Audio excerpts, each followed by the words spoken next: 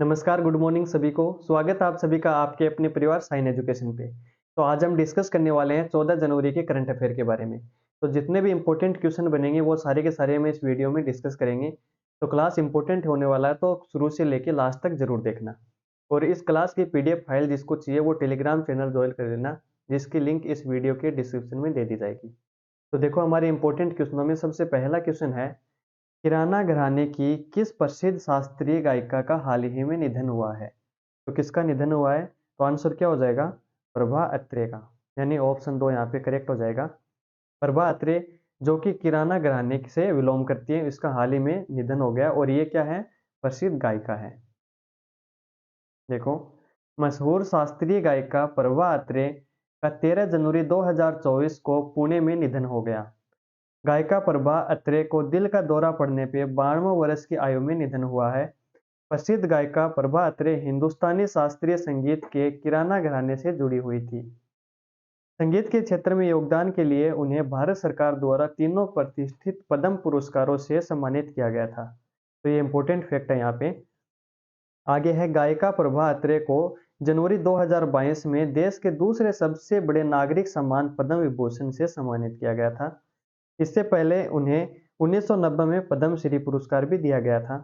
2002 में पद्म भूषण से सम्मानित किया गया और वर्ष 1991 में उन्हें संगीत नाटक अकादमी पुरस्कार से नवाजा गया। तो देखो, इतने सारे पुरस्कार हैं तो कहीं ना कहीं एग्जाम में क्वेश्चन बन सकता है, तो आपको ये सारे के सारे ध्यान में रखने हैं। नेक्स्ट क्वेश्चन है, डीआरडीओ ने किस कंपनी के साथ मिलकर जोरावर टैंक विकसित किया है? कौन सा टैंक है ये? जोरावर टैंक। किस कंपनी के साथ? तो आंसर क्या हो जाएगा? Larsen and Toubro. यानी ऑप्शन एक यहाँ पे राइट हो जाएगा। लार्सन एंड टूब्रो कंपनी है उसका, और डीआरडीओ के साथ दोनों ने मिलकर ये जोरावर टैंक है ये विकसित किया है। नए इंजन से लैस इस टैंक का विकास और उत्पादन डीआरडीओ के द्वारा लार्सन एंड ट्यूब्रो के साथ साझेदारी में किया जा रहा है। प्रोजेक्ट जोरावर का लक्ष्य 25 टन से अधिक वजन का एक हल्का टैंक विकसित करना है, जो आर्टिफिशियल इंटेलिजेंस यानी एआई की बात हो रही है, सामरिक निगरानी ड्रोन और एक सक्रिय सुरक्षा प्रणाली से लैस है, तो इसे नियमित टैंक के समान मारक क्षमता प्रदान करता है।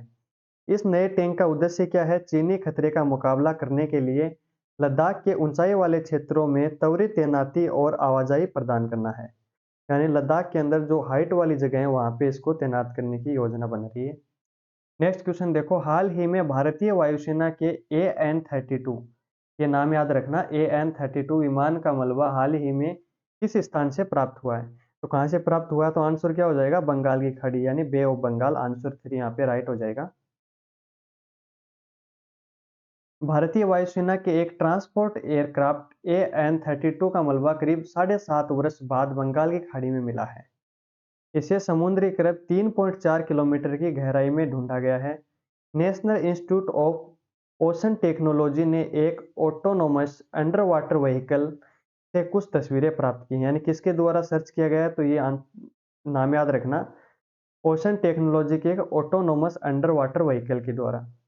AN-32 क्या है? देखो, 2 इंजन वाला एयरक्राफ्ट है। इसका उपयोग कार्गो प्लेन पता है क्या होता है? जिसके अंदर हम सामान को इधर से उधर, जो भी सेना के लिए इंपॉर्टेंट सामान है और यात्रियों को इधर से उधर ले जाता है, वो कार्गो प्लेन कहलाता है।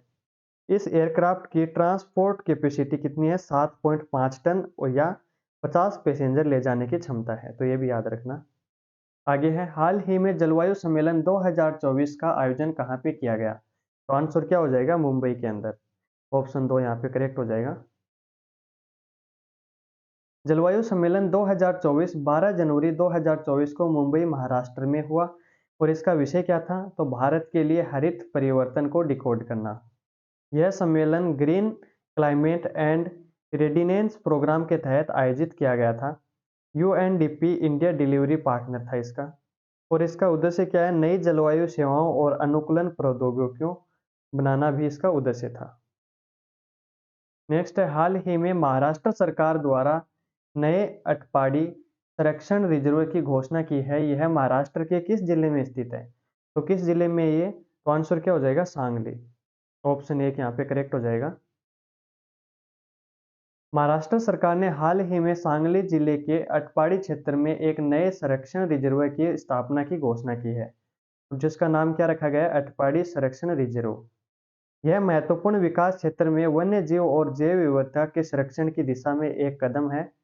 इसमें 3 प्रकार के वन क्षेत्र शामिल है। कौन-कौन से हैं? सदाबहार, नम पर्णपाती और शुष्क पर्णपाती। यह क्षेत्र 36 वृक्ष प्रजातियों, 116 जड़ी बूटियों की प्रजातियों, 15 झाड़ी प्रजातियों, 14 बेल प्रजातियों और एक परजीवी पौधे का घर है। तो ये भी याद रखना। अगला क्वेश्चन है, आईआईटी मद्रास द्वारा किस देश में अपना नया परिसर खोलने की घोषणा की है? तो कहाँ पे खोलने की घोषणा की है? आईआईटी मद्रास के द्वारा श्रीलंका के अंदर। ऑप्शन 4 यहाँ पे करेक्ट हो जाएगा। यानी अब आने वाले समय में श्रीलंका के अंदर भी आईआईटी मद्रास की एक ब्रांच होगी। देखो, श्रीलंका के शिक्षा मंत्री डॉक्टर सुशील प्रेम जयंता ने कहा कि श्रीलंका के कैंडी में आईआईटी मद्रास का नया कैंपस शुरू होगा। तो श्रीलंका की इधर जगह की बात आई तो कौन सी है ये? कैंडी में।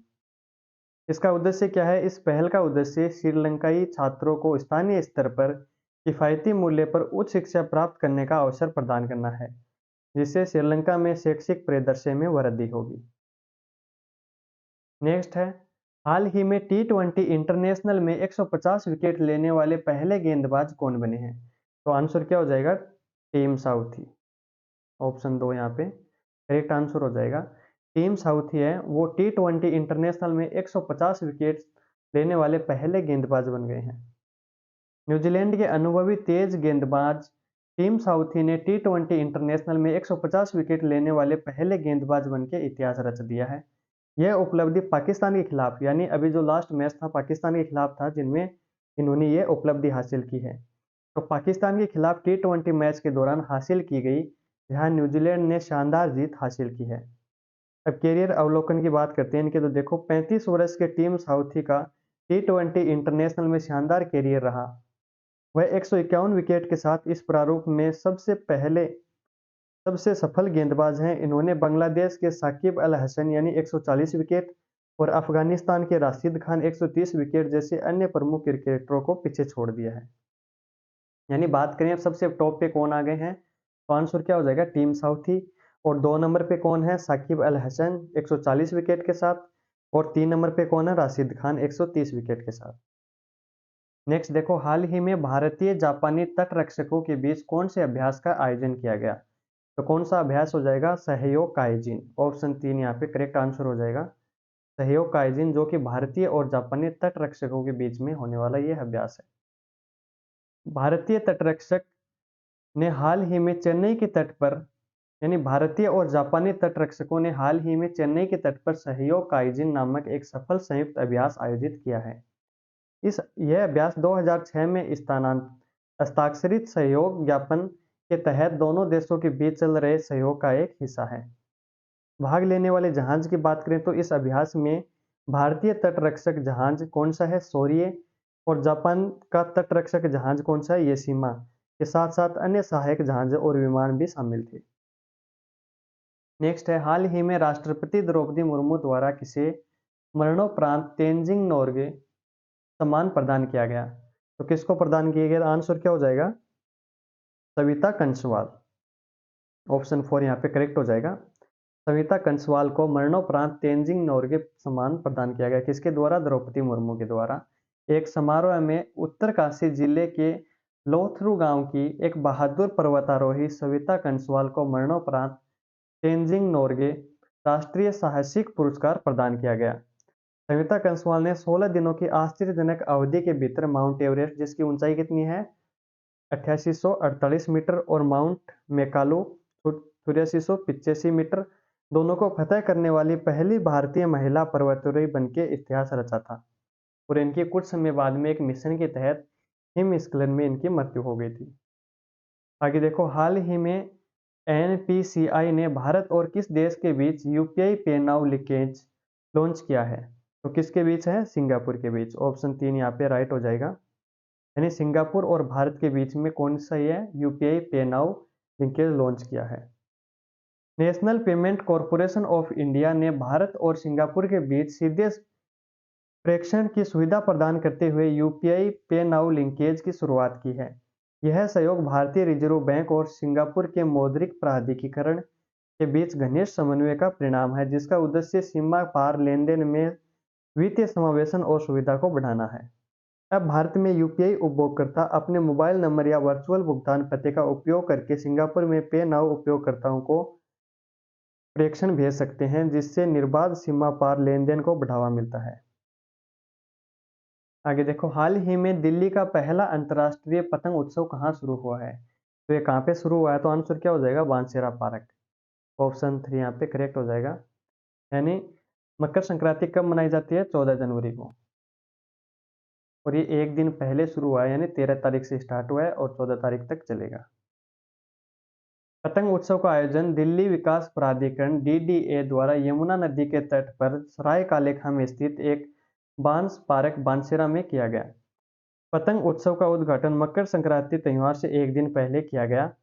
उत्सव का आयोजन राजधानी में सार्वजनिक स्थान प्रदान करना, बाढ़ के क्षेत्र की समृद्ध जैव विविधता और संरक्षित करना, बुनियादी मानव प्रयासों का जश्न मनाना है। नेक्स्ट है, भारत का पहला एक्स-रे पोलरीमीटर ने किस उपग्रह के अवशेष को कैप्चर किया? तो आंसर क्या हो जाएगा? सुपरनोवा।